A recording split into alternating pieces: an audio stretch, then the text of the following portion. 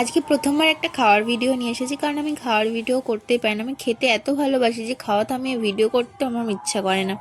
তো যাই হোক, আজকে একটা খাওয়ার ভিডিও নিয়ে এসেছি। আজকে ছিল আমাদের কালী পুজোর নিমন্ত্রণ আমাদের এক কাকার বাড়িতে।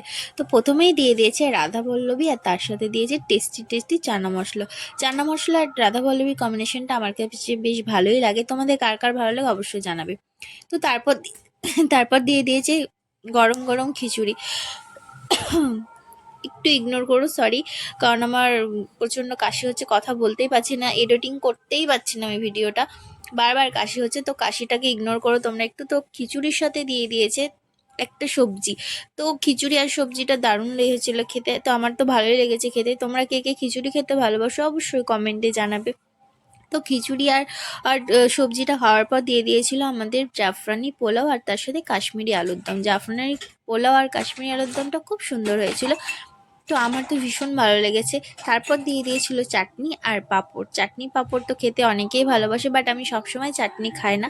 তো আজকে ভিডিও বানানোর জন্য চাটনিটা আমাকে নিতে হয়েছে। পাঁপড়টা খাই, চাটনিটা খাই না, কারণ আমার চাটনি খেতে ভালো লাগে না। কিন্তু তোমাদের দেখানোর জন্য অবশ্যই চাটনিটা আজকে নিয়েছি।